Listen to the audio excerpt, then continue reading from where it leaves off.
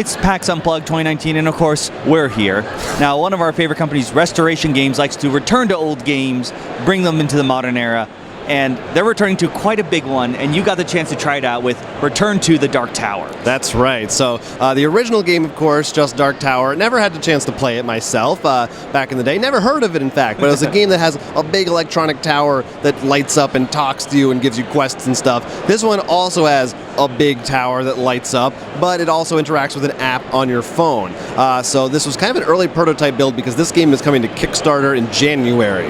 So it's still a ways off. And there were some technical difficulties that were definitely just part of the thing. I was going to say, you sort of could tell it was a prototype during your playthrough. Yeah, it looked great, but stuff was breaking down, and certainly the app was very unfinished. Like, it didn't have the art or anything. It was just functional, and that was it. Well, how does the general game play? Oh, I guess I'll tell you that now. So, basically, it's a co-op game. You are trying to stop the Dark Tower before it corrupts the land. So, there are multiple buildings in each area, and when something happens that is bad, a skull might be added to one of those buildings in your region. So how that might happen is there's kind of this, it's not a dexterity element, but there's a tactile element that reminds me of Fireball Island, one of their other games, where at the end of every one of your turns, you pick up a skull, a little skull figure, and you put it into the tower.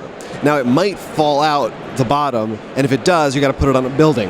It might also get trapped behind one of the doors and not come out. But later on, if you might have to open one of those doors, and like 10 can fall out. Oh, so this is like, it's good, except we're building up to something really bad. Right. Is it good? Is it bad? If a building is filled with skulls, so that if it would take a fourth one, you take a point of corruption on your personal character.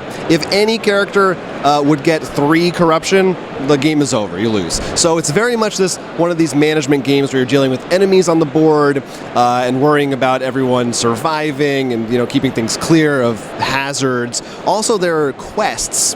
So as you're moving around, the app will tell you there's a quest here, and to complete it, you need to go to a space, and maybe you have to spend a certain resource, or maybe you have to clear the board of a certain enemy before you go there.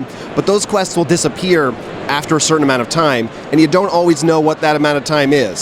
So you're not sure if you can risk saving it for later or not, who should go do it.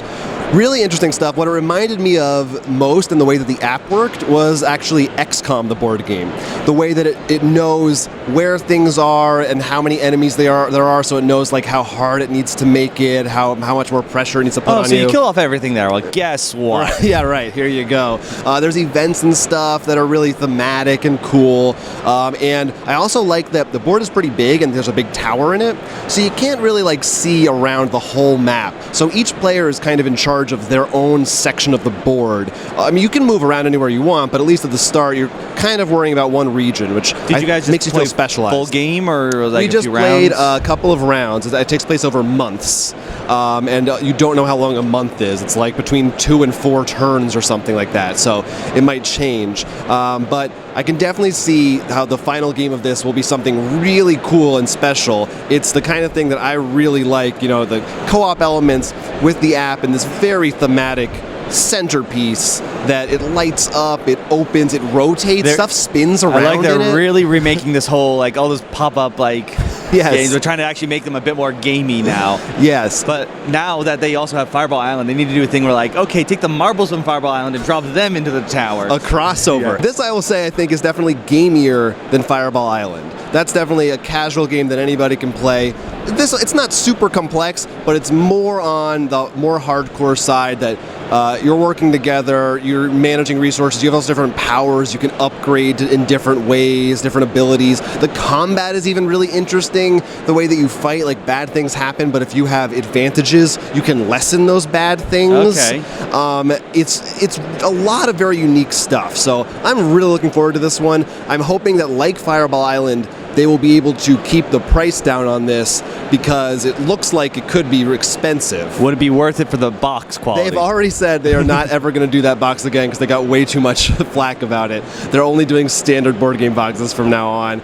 But, the way Fireball Island, standard is like 70, 60, 70 bucks. I'm not sure what it is right now, MSRP. But I think if they could get in that range, maybe even like 70, 80 bucks, this would be worth it as an investment because it's just so cool. Well, I mean, we're big fans of all of restoration games so far, and you were really excited to be able to sit down and try this out. I'd love to hear what you guys think about this. Have you played the original? Are you excited to return to the tower? What price are you willing to pay for a giant electric tower sitting in the center of your board? Let us know in the comments down below. Hey, go ahead, like and subscribe, and support our Patreon for even more board game content. Support us now to hear the audio expansion, where you can hear all the other nerdy things we've been up to.